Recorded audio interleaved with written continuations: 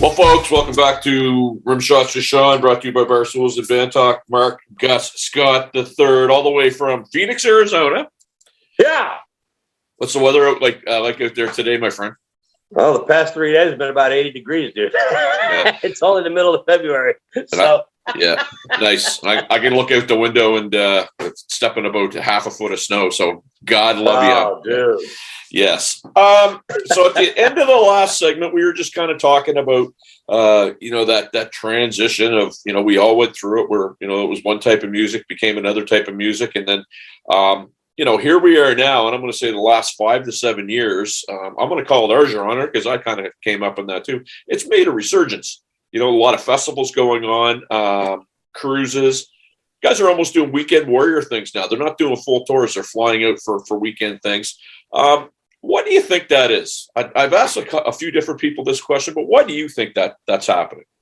Well, there's two parts to that. Number one, let's just first remember, prior to COVID, things were going fantastic. There were more and more festivals every year in different places, and it was getting rocking. And they were about to do that big Def Leppard, Motley Crue, what was that whole bill with Poison? That was a huge damn thing, and all of a sudden got the kibosh. So I believe now we're back on track. So what's happening is just we're trying to get back to where we left off. There's a lot of festivals out there, all the monster rock cruises stuff and stuff like that. And that's awesome, man. It's freaking awesome. Now, the reason, your question as far as why they've just become weekend warriors, I think one major reason is because a lot of these guys in these bands, they're, getting older. They got families and responsibilities and stuff like that. They may even have full-time jobs outside of rock and roll. So they're, going for the weekend and rocking, kicking butt and coming home and getting back to whatever else they got. I know some other guys in other bands, they just have families and things like that. And to maintain steadiness, they don't go out. I mean, in the old days, shit, Trixter went out, it was 13 months on our first tour. We played 320 shows in 13 months. We were gone for months at a time. Now when you're 22, 23 years old, hey, rock and roll, man. When you're 50 years old, it's a little different. And particularly if you got wife and kids at home. So, you take these things into consideration, you make it work, but it's certainly a different template.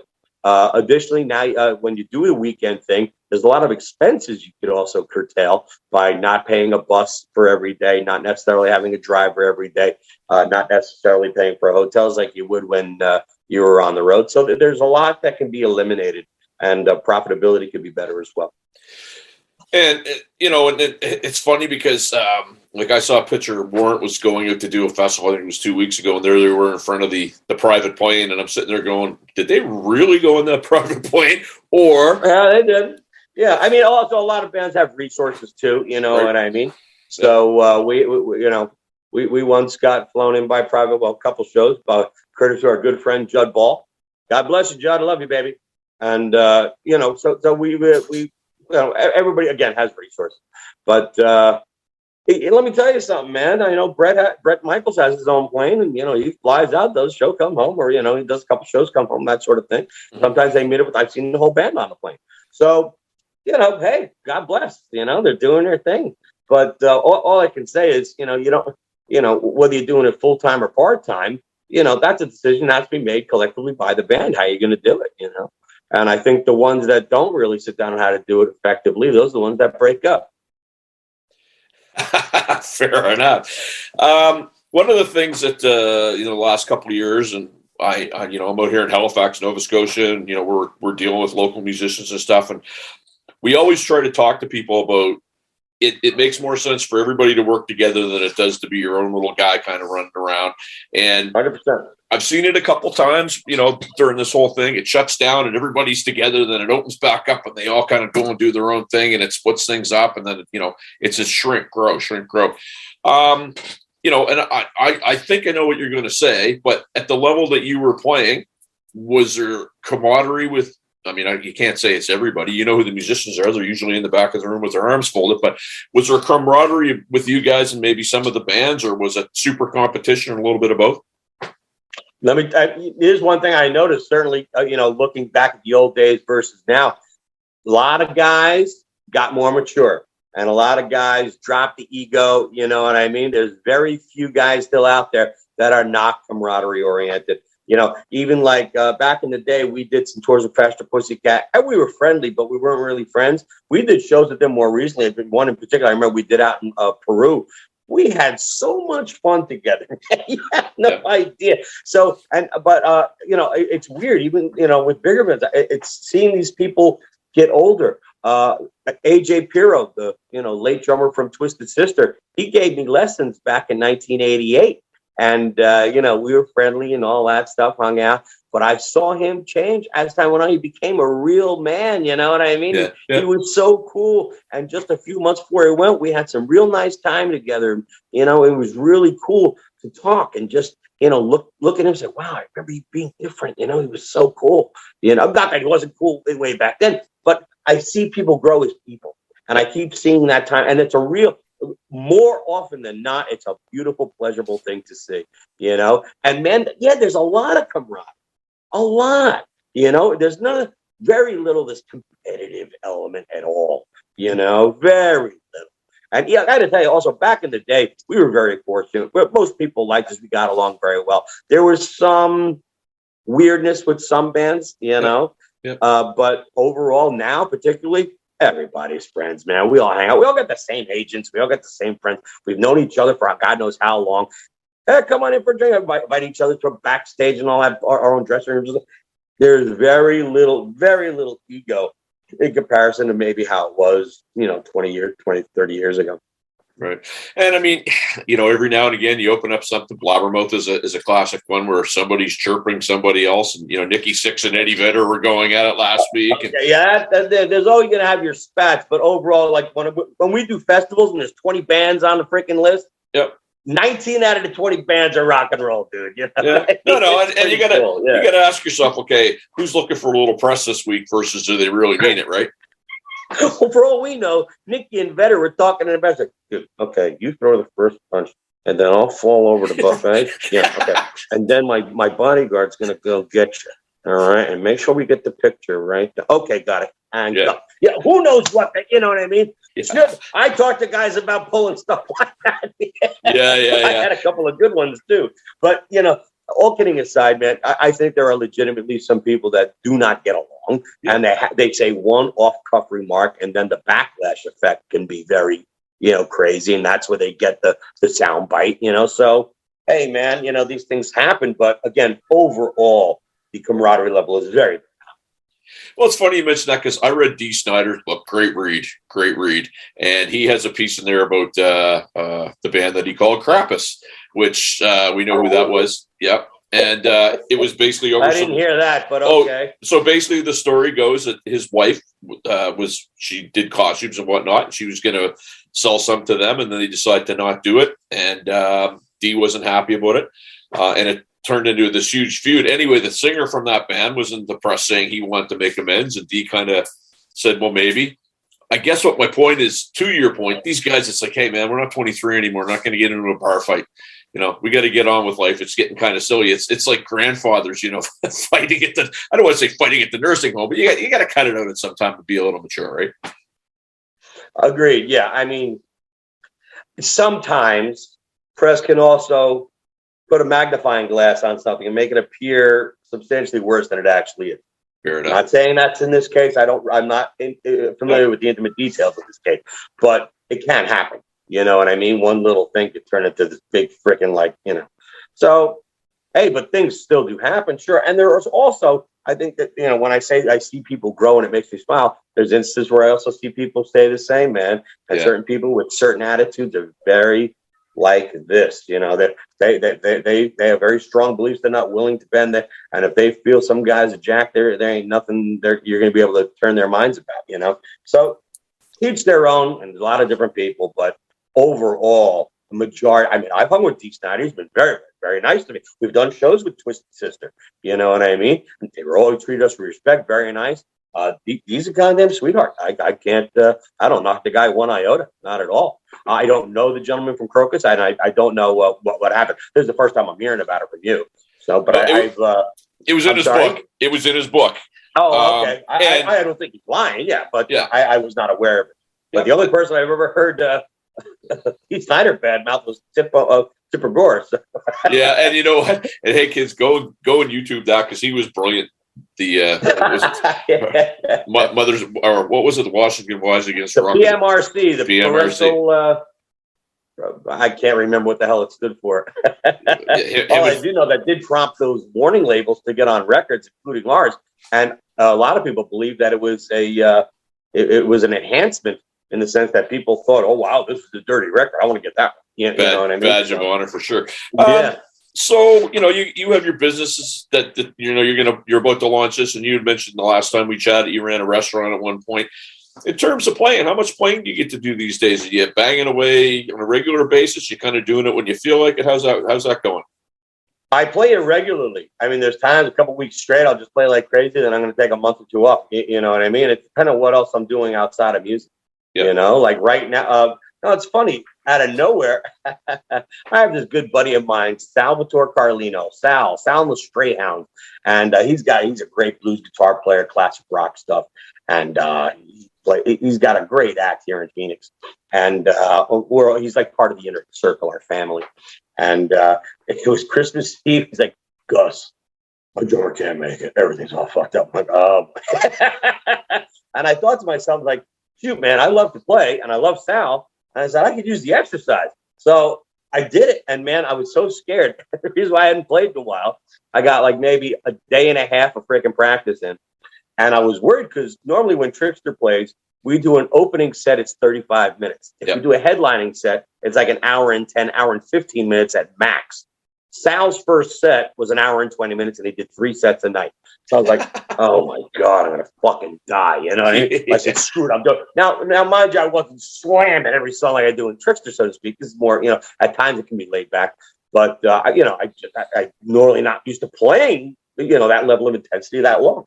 But I just made sure I taped up well because I didn't have the calluses like I used to. But I woke up the next morning and I was like, oh my God, I was like, I'm okay. I couldn't believe it. I swear to God, I thought I'd be like, Advil, give me some massage, Well, no, man, I felt fantastic. So then I did another thing with him on New Year's Eve. I said, screw it, let's do it again. So I played like a monster that whole week. And man, I felt fantastic. My wrists were flying, my groove was grooving. I felt really good. Felt good to fly. And that was awesome. But yeah, that's only intermittently for me because I'm trying to think. Oh yeah, I have played since then. I have another buddy, Lou Piccadacci, producer, engineer guy in the Phoenix metro area, and he's fantastic. And we go over. He's got a whole studio. He's got like this $1 million studio in his house. It's crazy. It's where I recorded the "Give It to Me Good" 30th anniversary, and my song "With You." Did part of it there. They did the vocals to this house. And man, he's got a full drum set. Some people, I post videos once in a while on Facebook or something. Yeah. And we're there, and he's got everything. Got a full bass rig, full guitar. I mean, his studio looks like it's Sam Ash Music, like the Guitar Center. It's crazy. And more recently, I did a big interview for Dateline NBC, and we did some over there, and we did a whole bunch of jamming and stuff like that. And that'll be coming out next month, I think. Can't wait to see that. We'll look for that. That's going to be crazy. and so, and it's funny because you mentioned that, but a lot of people don't realize. I mean, you're learning to play an instrument. There's an awful lot of time spent by yourself, just learning things, and then you play with other people. But to get good, you got to give up, certain things that other people might get to do that are fun. And, people don't realize the sacrifice. And I had this conversation with a friend of mine the other day. Somebody says, I want you to do my wedding, and you want that much? You're not paying me for the wedding. You're paying me for the amount of blood, sweat, and tears that got me to get to this point. And people don't understand that, right? Yeah, I remember when I was younger, when I was a kid, and I had this personal commitment to, kicking ass on the drums every day. And they wanted to go. I used to ride a lot of BMX bicycles with my buddy, and I didn't always come out riding. I would lock myself in the bass for a while. They'd come over, they look at me and say, "You better become a rock star. I'm really going to be pissed at you." Yeah. So absolutely. It ended up becoming more than just doing it for myself. It's like I did it for everybody else too. You know what I mean? And that put not pressure, but it drove your fire to want to do it. See, I think when some people look at it as if, oh, you have to sacrifice this and that. you love what you're doing and you choose to do that, you don't think it's a sacrifice. You know what I mean? Yeah.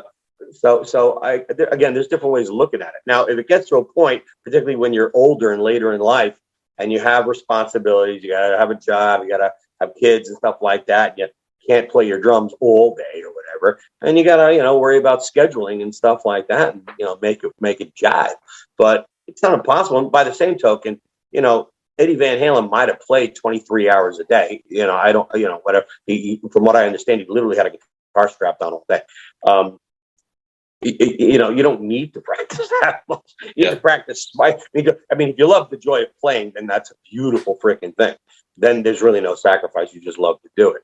But if you're really trying to practice, there's ways of practicing smart, to work on the things that need to be worked on for you to become a better musician, to be a better player, to write songs and things like that. And sometimes the creative itch can hit you at a certain time, and it's out of nowhere. But there is, with a little revision of the way people normally work on a daily basis, there is a smart way to practice also. So it doesn't necessarily take all day. Yeah, and I guess that comes with experience, obviously, and somebody's trying to learn, and I think the tendency is you're having problems with something, you just keep digging in, and that's probably not the best way to do it. You got to walk away from it. That's usually when you learn to get better, right?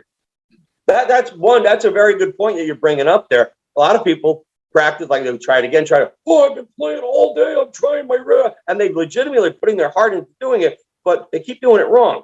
You know what I mean? Yeah. Sometimes, the idea of being objective about it. One great thing that a lot of people, everybody should do, is videotape themselves. When you look at it from a completely different perspective, like over there, instead of sitting here the whole time, you see things you don't normally see. Yeah. And you get to objectively critique your playing from a different perspective that you don't normally look from. So I think, like I said, there's practicing smart and just practicing for the sake of practicing. And sometimes if you practice poorly, you develop bad habits that are going to be very hard to break. So, I think particularly as we get older, we try to get better at that sort of thing. But yeah, the idea is not to just play. If you really want to get better, and you have to look at things a little bit different. For sure. Question I want to ask you, because I always like to ask drummers at different levels this. When you're doing a show and there's going to be other players in the audience, be them, behemoths and at this level, or just, the guy that's going to sit there with his arms crossed that barely owns a kit. Do you have a level of nervousness when you find that out? There's been a couple of situations where big rock stars were watching me play. A couple of ones that I can remember off the top of my bed, Gene Simmons. And it's weird when you're jamming, you look over, you see Gene on the side, like, holy shit. That's a kind of weird thing. Or a John Bon Jovi or something of that level. It's kind of weird. But if anything, it fuels, doesn't make me nervous. Yep. And sometimes I got to curb that because by overdoing it too much, I could be a detriment to your playing also. You know what I mean? So, but yeah, I never got so nervous, so to speak. There's a couple of times AJ Pirro from Twisters is one. Tico Torres. We actually were hanging out at a club, and he said, "Why don't you go up there and play?" And so I went up there and played, and he was watching me the whole time. It's like that was, and he's particularly when they're a very good player, like another drummer, like a Tico Torres, or an AJ Pirro. I mean, these are guys that people don't necessarily understand. They're not just bing bang. These guys are guys that really know how to play. They don't even get the opportunity to display how much they know playing in the current situations they're in. No, for sure. They're way advanced. So playing in front of that was probably the most intimidating, if you want to say it, but I'm certainly not one to be intimidated. I get my balls up and just start kicking some ass, But like, for instance, playing, when I played in front of Tico, I played Living After Midnight, Judas Priest, because the band that was playing that night, that's what they wanted me to play. That's the song. There wasn't like a YYZ in the set, Yeah. So it's a lot different also playing a, song like that as opposed to a YYZ. So, I guess, had I had to play YYZ in front of Tico, that might have been a little different. But, you know what I mean? But slamming out a Priest tune and putting a couple cool fills in or something, that's fun and cool. And I have no problem ripping that out. I don't care if the Lord himself came down, I'd rumble bum on my drum floor. You know what I mean? So, and I love that because one of the bands that I'm in, we did our first show last February, and buddy of mine comes up like 5 minutes before. There's 10 drummers in the audience. Are you nervous? And my line was, I got their $10. They can leave anytime they want. Right. I do it for myself. Right. I do it for myself. And I think that sometimes that's what you have to do. Cause I mean, the good people, like the supportive people, they want your success. And the other ones that are seeing, they're to see a fall off a cliff. Who gives a crap about them anyway? Right. You know what, dude? I think at least for me, it was something a little different. I never thought I was the greatest drummer in the world, but I knew I had something. And man, when I hit them, people knew it. You know what I mean? It had a presence. I had some real dynamics between there's a lot of guys that are top heavy, a lot of guys that are lower heavy. And I was heavy across the board, and I knew how to play it dynamically. And I think that was something that made an impact. You put one drummer on, you put me on after you. Yeah, I'm going to eat you for fucking breakfast. And, I think that's one thing that people look. When I played, they would go, they look at me, they know, you know what I mean? And it made an impact. So that was one thing I always had in my corner. I knew how to make that impact. And in the way I played dynamically. Instead of just slamming, I was able to bring, let's say, a diminuendo and crescendo the shit out of this fucking thing more than anybody else. And I think that's really, when people saw me play, they'd be like, they didn't expect. So I rested my laurels on it, but I counted on that being there, and that was the one positive thing that I had in my playing that I knew I could say, hey, that's me, you know what I mean? And I was proud just to be that. Not that I was Neil Peart, not that Mike Portnoy was nothing compared to my dynamic excellence. No, that wasn't it at all. You know what I mean? It was just that was the one strong thing I had in my favor, and I think I capitalized on that pretty well. Well, that's great. I found an old Drums and Drumming magazine that was, the whole focus was on, it was the anniversary of Keith Moon's death. And two funny things. They talked to John Entwistle, and, he said one, they were in the studio doing a track, and the next day Keith Moon's listening to it, and he's all pissed off because they thought he replaced him, and he happened to be drunk and didn't remember doing the track, and it was bad. Oh my God, is that funny? Then he also said, he could be absolutely brilliant, that it would sound like a set of drums being thrown down a flight of stairs. But the best line is they talked about if they were making compliments about another drummer, he would be like, well, he's really good, but I'm the best Keith Moon drummer that there is. And I just thought, wow, great line right there. That reminds me of something, dude. When we first started getting serious in the band, Trixter, we were young. I was 16, maybe 17. We got this new manager, guy named, it was Bo Blades, and he's well known around here. And he's managed guys like Joe Lynn Turner and Keith Lord Alge and John Lord. Anyway, the Lord Alge brothers, and Chris Lord Alge was what I was getting at. He had a disciple, and his disciple was Walter Gemeinhardt, Walter G, or Wally G. And Wally G became Tico Torres' drum tech in Bon Jovi. But before that, he was our manager. And I remember the first meeting we had, it was up in Steve Brown's bedroom. And he taught us a certain principle. He sat us all down. He said, PJ Farley, you're the best bass player in the world. Pete Lauren, you're the best fucking singer in the world. Stevie Brown, don't care about Eddie Van Halen. You're the best fucking guitar player in the world. And Mark Gus Scott, blah, blah, blah. You're the best. And he said, when it comes to fucking Trixter, you motherfuckers are the best fucking guys for this fucking band. Bar fucking none. And that's how, now I got to tell you something. You run a band. You want to do it. You really want to fucking do it. That's a certain ideology. Yep. You got to fucking keep in mind. You know what I mean? You run a golf ball corporation. Dude, you make the best fucking dimples in the industry for fucking this fucking golf company. You see what I'm saying? Yep. You define your place in the marketplace, and then you shop that motherfucker till it drops. You know what I mean? So what you're saying there, that's a fundamental of success. I think that's a true fundamental of success. You run a corporation, you're going to hire a guy. You want that guy to be the best fucking guy for your company. You know what I mean? You got a rock band. Well, you better have a drummer that drops the fucking bomb like nobody fucking else. You better have a guitar player that's going to fucking throw lightning across the fucking sea. You know what I mean? So I think when you say something like that, that you are nailing it so on the fucking money, and people lose sight of that shit all the time. You got to get back to that fundamental, and from there you can stem anywhere, and you ought to be a hell of a success. Absolutely. Well, if you don't believe in yourself, who's going to believe in you, right? Damn straight. Thank you very much. There you go. That's right. Really the lesson of the whole thing. If you don't believe in yourself right here, where are you going to go from there? If you don't have that foundation, you got shit going upwards, man. Absolutely. So we're going to wrap because I want to be respectful of your time. When is this? When is this launching? Because I want to keep. Yes, sir.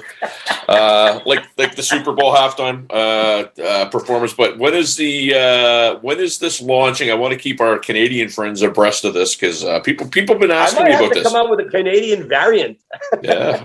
I mean, I don't know. I got what that's something maybe we should talk about even off camera. I mean, one thing, just so you know, when I do it for America, we're $1 from each bottle goes to American veterans. For the through the American Legion. So I don't know. I have to do some research as what proper charity might be in Canada to carry on that tradition. Is it the Royal Canadian Mounted Police? Is it something else? I don't know. This is something maybe we should talk about. We should 100%. I'd help you with that. There you go. All right, my brother. So let's stay in touch. Very nice chat with you as always. And thanks for doing this yet again, man. My pleasure, brother. All right. Peace out, guys.